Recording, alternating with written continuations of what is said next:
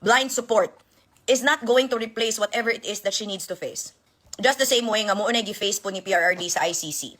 At least si PRRD sa ICC is honorable enough to face what he has to face because he is accountable for what happened during his presidency. Something that bisan ka na lang gani, accountability, di gani kaya sa iyang anak. Mapresidente pa ka ha. And ayaw mo ka-confident nga mudaog mo ha. Kay dili tanan Bisaya DDS. Did you hear what happened sa anti-political dynasty forum sa Cebu gahapon? Lumi ko ayo ang impeach her. Bisaya to. Taga Cebu to. Kay dili taga Cebu, besh, I told you this. Dili taga Cebu DDS. Predominantly, yes, of course, daghan. Pero daghay gahilom-hilom nga di na lang makigtigi og bugo. Kay daghay mga taga Cebu nga gahilom-hilom. Loyal sa amahan, pero dili na sa mga anak. Sabay-sabay lang na sa panon, kay dili na gustog samok. Kay nga na ang lakaw sa bright. Palamian ra ka ana, nga suportado ka. But the reality of politics in the Philippines, my love, is self-survival. They are not going to hitch their lives, their political lives and political careers on somebody that isn't sure. On somebody that can't even regulate her own emotions.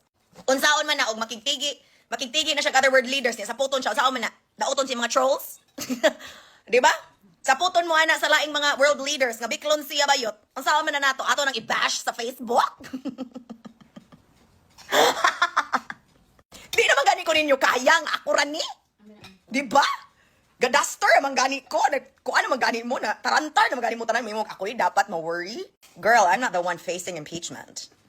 Ako, I can enter government anytime I want. But your idol, once she is impeached, bayot! PTA president ang hayas trajod nga kaya daganan ses. Magkuan pagid siya ana. Di pagid siya sure ana. Kaya kung na mga kakamping na parents eskwelahan, ana babay siya samot. Ana na, guys. Hoy, Jam, Jessica, Magnong, Alpot, Gorilya. Ang yun di puta ka numero 1, kakarito kada, bata, ayas ang labandira. Anak ka sa labandira. Ang drama mo na I resent to President, Vice President Sara. Bakit ka ano-ano ka ba ni Inday Sara? Para i-resent mo siya. Anak ka ni Digong, may hinanakit ka sa kanya. Wala ka hinanakit sa kanya mga kapatid niya. At paano mo nasabi? Na siya ang rason ng demise ng kanyang tatay. Kung magawa-gawa ka sa kwentong putang ina ka, your argument is weak. You lie through your teeth. Kung ano kakapangit ang putang ina ka, ganun din kasakol sa ugali mo. Mabilis kang mabilis sa putyo-putyo nga pera. Siguro binayad sa'yo ni Romaldes ang bilatsing iloy ka 150 lang. Ambisyosa kang retokada ka, ibalik ang totoong muka mo. Nga para kang pera na, i-unblock ko bala. Alpot marubo-rubo ta, duwag. Di puta kung namasta ang bilatsing iloy, doon nag-international studies sa Sakwan, sa Harvard. Ano ba ang papel na what kind of accolades do you have? What kind of achievements do you hold? Saan ka nagtrabaho noon? Nag-undersecretary ka sa civil defense? Saan ka banda nagkaroon sa papel sa foreign policies ng Pilipinas? Have you ever worked in what do you call this, as an ambassador ng Pilipinas sa iba't ibang lugar? Hindi daw siya matalo, hindi siya mapildi ni BP Sara sa kanya nagtrabaho, hoy Alpot. Hoy bilatsing iloy mo, noon ng muka mo, sulumpaan ka pa mariit mang muka mo. Kakambal mo isang paligo lang talaga ang ang level up mo kay Mura tsaka kay Marcon sa mga pelikula ikaw ang kanilang double. Hindi sa mapildin Inday Sara sa naging trabaho mo noon gabinta ka plantitas ka.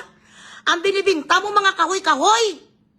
Nagalibol ka ang Alpot mo sa mga misitira. Ano kinang naging trabaho mo? Were you hired as an ambassador of the Philippines to Europe? Saan banda ka nag-supervisor? Ang iyo di puta ka sa San Miguel.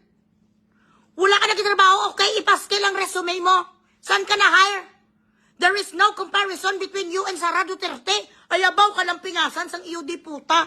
Pagkatapos mo hindi ka nga katapos sa pag-aaral mo kasi nag-inalpot ka, you compensated your being ugly.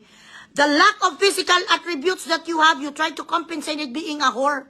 You whore around Butuan, everybody knows that.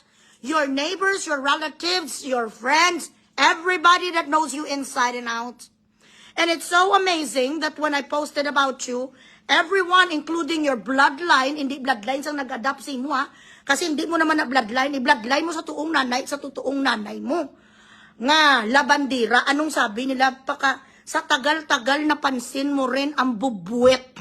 Sabi nila, mataas ka sang iyang diputa ka, dapat ang pinaayos mo, ang paa mo, way katiil. Bago ka sana nagpapiki, sa buso nyo diputa ka nga matigas pa sa bato, ang ginsugpunan mo, dapat ang tuhod mo, nilagyan mo kay 3 inches. Ang size ang iyo di puta, ang height ya porto. Para naman ang mga tao meron isa sa Napoleon, kuan ni blang tinatawag Napoleon, what you call this? Symptom, anong ganit ng tawag nga, mga maliliit ning mga unano ni, pero ang kanilang asta, akala mo doon mga giant, feeling ngira, ang bilat sing iloyo. If it is not for the gong before, during the 2026, the 2016 election, no one would have known your existence. Isa ka lang gid nga murag palaka nga nakatayo ka lang, actually palaka ka eh. Ang pagkaliit mo palaka, kapag gayon nga ng itsura mo, pag tumayo ka, tumatayong palaka, kagasol. Okay lang naman mag-change mind ka, but for you to belittle a woman like her, who has a speak and span record, wala sa nakitaan di puta or naprubahan sa kanyang korupsyon, okay lang naman kung sino butuhon mo, sino endorsuhon mo, but to try to compare yourself with her, she's a lawyer. Ano ka?